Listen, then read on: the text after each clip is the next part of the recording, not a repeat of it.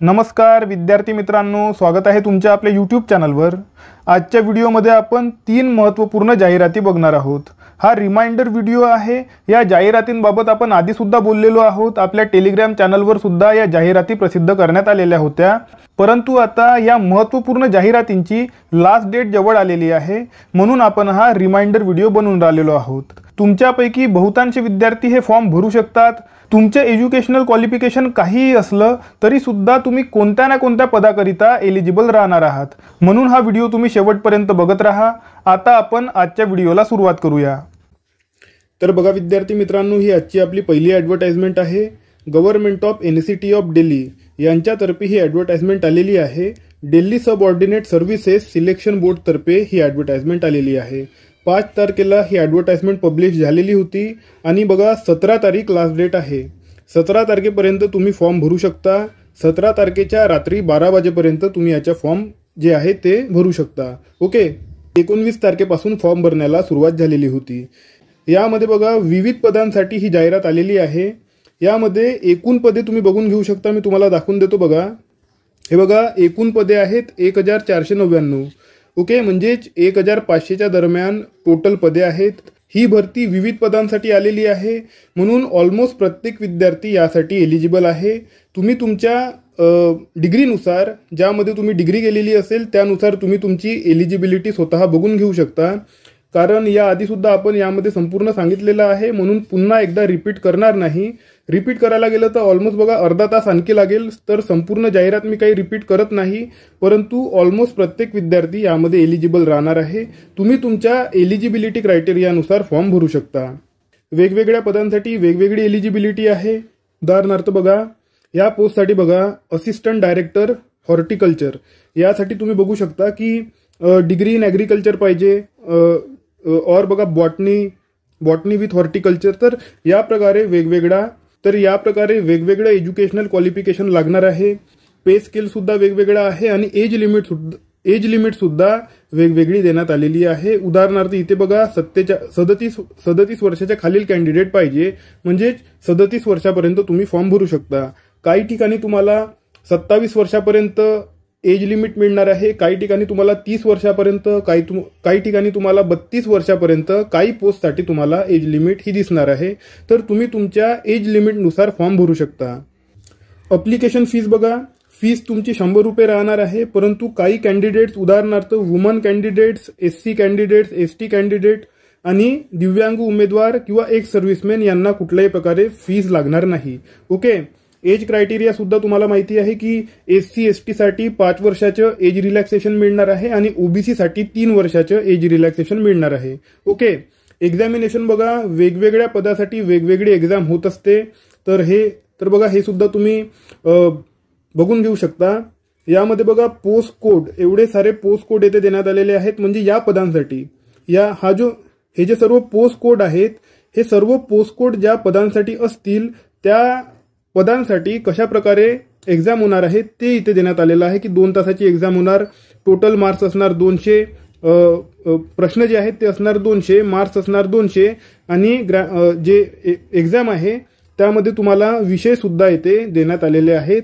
Normally तुम्हाला माहिती आहे GK असते, रिझनिंग असते, मॅथ असते आणि इंग्लिश किंवा हिंदी। ओके, तर या प्रकारे तुम्ही इथे यांनी देण्यात आलेला आहे। तर वेगवेगळ्या पदांसाठी वेगवेगळी एक्झाम सुद्धा इथे होणार आहे। ठीक आहे, ही ॲडव्हर्टाइजमेंट जर तुम्हाला डाउनलोड करायची असेल तर डिस्क्रिप्शन बॉक्समध्ये दिलेल्या लिंकवर क्लिक करून तुम्ही ही ॲडव्हर्टाइजमेंट डाउनलोड करून घेऊ शकता। आता आपण वळूया आपल्या पुढच्या ॲडव्हर्टाइजमेंटकडे। तर बघा विद्यार्थी मित्रांनो, ही आजची आपली दुसऱ्या नंबरची ॲडव्हर्टाइजमेंट आहे। नवोदय विद्यालय समितीतर्फे ही ॲडव्हर्टाइजमेंट आलेली आहे। नवोदय विद्यालयांमध्ये जो स्टाफ असतो तो स्टाफ भरतीकरिता ही ॲडव्हर्टाइजमेंट आलेली आहे। पोस्टची नावे तुम्ही बघून घेऊ शकता। ही बघा पोस्टची नावे आहेत।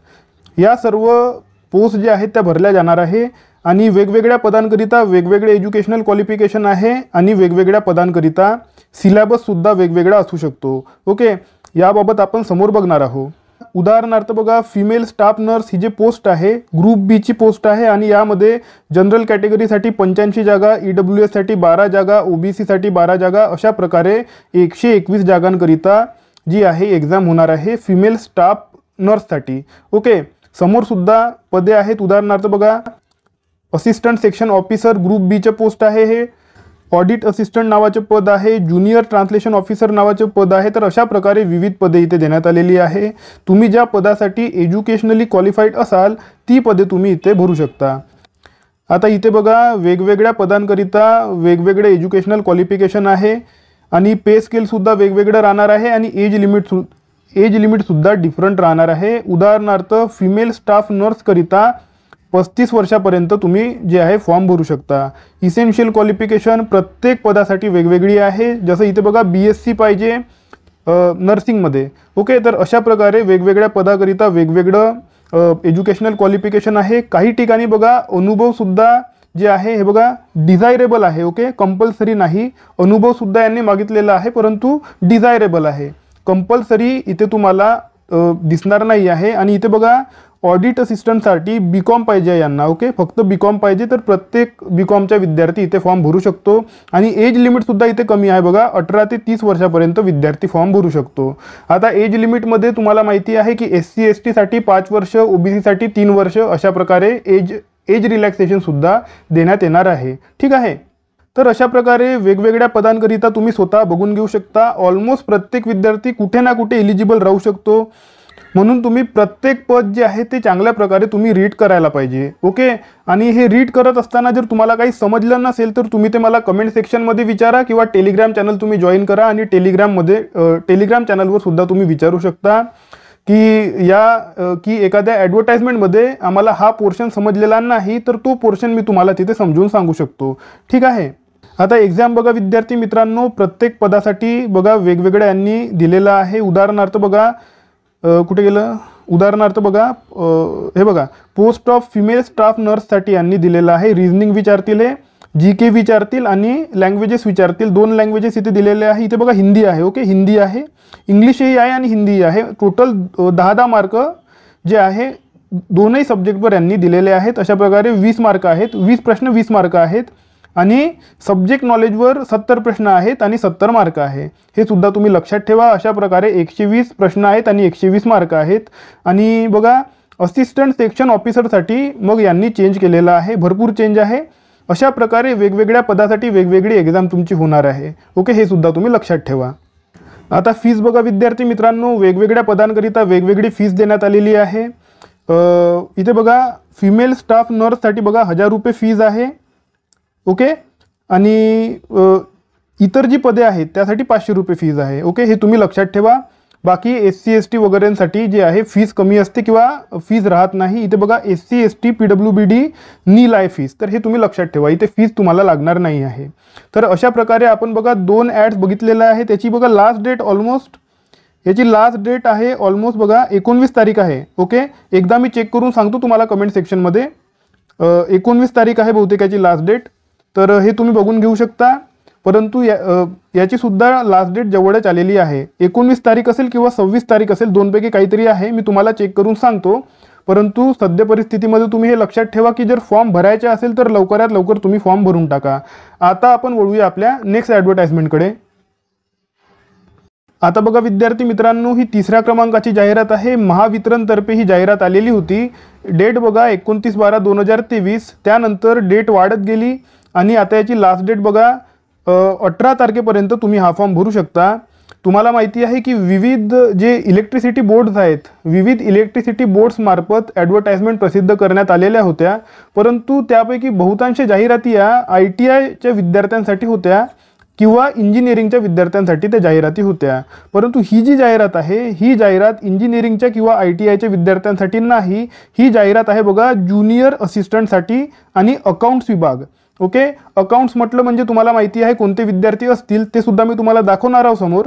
परंतु आधी बघा टोटल पदे आहेत 468. ओके, 468 पदांसाठी ही जाहिरात आहे. यामध्ये तुमच्या कॅटेगरीला किती जागा मिळून राहिलेल्या आहेत ते तुम्ही स्वतः बघून घेऊ शकता.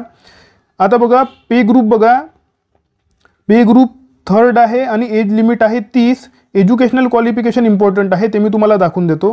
हे बघा एज्युकेशनल क्वालिफिकेशन आहे BCom, BMS, BBA विथ बघा MSc IT सर्टिफिकेट. ओके, हे तुमच्याकडे असणे गरजेचे आहे. कम्प्युटरचा एखादा कोर्स वगैरे केलेला असेल तुम्ही तर ते सुद्धा चालते, परंतु इक्विव्हॅलंटच्या सेक्शनमध्ये जाऊन तुम्हाला ते चेक करावं लागेल की MSc IT इक्विव्हॅलंट काय आहे म्हणून.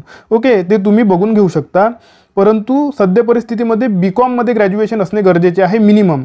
ओके, BMS चालते आणि BBA सुद्धा तुम्हाला चालणार आहे. म्हणजे जे अकाउंटशी रिलेटेड ज्या फील्ड आहे ना त्या तुम्हाला इथे चालणार आहेत, त्या म्हणजे BCom, BMS आणि BBA.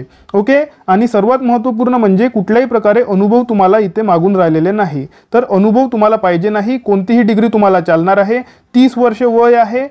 OBC साठी 33 होणार आहे, SC ST साठी 35 होणार आहे. ओके, म्हणजेच SC ST साठी 5 वर्ष रिलॅक्सेशन आणि OBC साठी 3 वर्ष रिलॅक्सेशन हे तुम्हाला मिळणार आहे. म्हणजे बघा भरपूर विद्यार्थी यामध्ये फॉर्म भरू शकतात. आता बघा एक्झाम पॅटर्न बघा. एक्झाम पॅटर्नमध्ये तुम्हाला तुमच्या विषयाचे ज्ञान बघा असणे गरजेचे आहे. टेस्ट ऑफ प्रोफेशनल नॉलेज म्हणजेच बघा तुमच्या जो सब्जेक्ट आहे त्याच्याशी रिलेटेड प्रश्न विचारतील. प्रश्न असणार आहेत 50, मार्क्स असणार आहेत 110. ओके, तर टोटल मार्क्स असणार आहेत 150 आणि वेळ मिळणार आहे 130 मिनिटे. आणि इतर जे सब्जेक्ट आहे ते तुम्हाला माहिती आहे, GK राहणार आहे, रिझनिंग राहणार आहे, मॅथ राहणार आहे आणि हे बघा मराठी लँग्वेज इथे आहे. ओके, मराठी लँग्वेज इथे राहणार आहे. सर्वात महत्त्वपूर्ण महाराष्ट्राच्या विद्यार्थ्यांकरिता हे आहे. ओके, इतर राज्यातील विद्यार्थी इथे पास होऊ शकत नाही कारण इथे मराठी सब्जेक्ट देण्यात आलेला आहे. म्हणून बघा तुमच्यासाठी ज्या विद्यार्थ्यांनी BCom केलेलं असेल त्यांच्यासाठी ही सुवर्ण संधी आहे. म्हणूनच हा फॉर्म तुम्ही लवकरात लवकर भरून टाका. आता समोर बघा, हे बघा निगेटिव्ह मार्किंग आहे 1/4. ओके, 1/4 निगेटिव्ह मार्किंग राहणार आहे. आता इथे बघा फीजमध्ये ओपन कॅटेगरीसाठी 500 रुपये आहे आणि रिझर्व कॅटेगरी म्हणजे सर्वचे सर्व OBC वगैरे सर्व आले त्यामध्ये तर त्यांना 250 रुपये आहे. ओके, SC ST विद्यार्थ्यांना फ्रीमध्ये देण्यात आलेलं नाही, हे तुम्ही लक्षात ठेवा.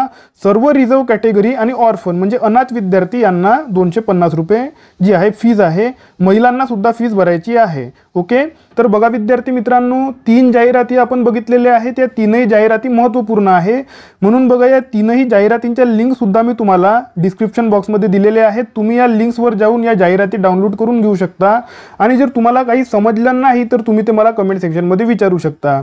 या लास्ट डेट ज्या मी तुम्हाला सांगितलेल्या आहेत त्या आधी तुम्हाला हे फॉर्म भरायचे आहे. कारण बघा लास्ट डेट आता वाढवून मिळणार नाही कारण ऑलमोस्ट सर्व परीक्षांचे लास्ट डेट वाढवूनच यांनी दिलेले आहेत. ओके, एक्सटेंड झालेले आहेत. म्हणून बघा लास्ट डेट जाण्याच्या आधी तुम्ही फॉर्म भरून टाका. तर बघा विद्यार्थी मित्रांनो हा महत्त्वपूर्ण व्हिडिओ होता. हा व्हिडिओ तुम्ही तुमच्या मित्रांशी शेअर करा. आता आपण भेटणार आहोत पुढच्या व्हिडिओमध्ये. तोपर्यंत अभ्यास करत राहा. या व्हिडिओला लाईक करा, चॅनलला सबस्क्राईब करा आणि बेल आयकॉन प्रेस करून टाका. धन्यवाद.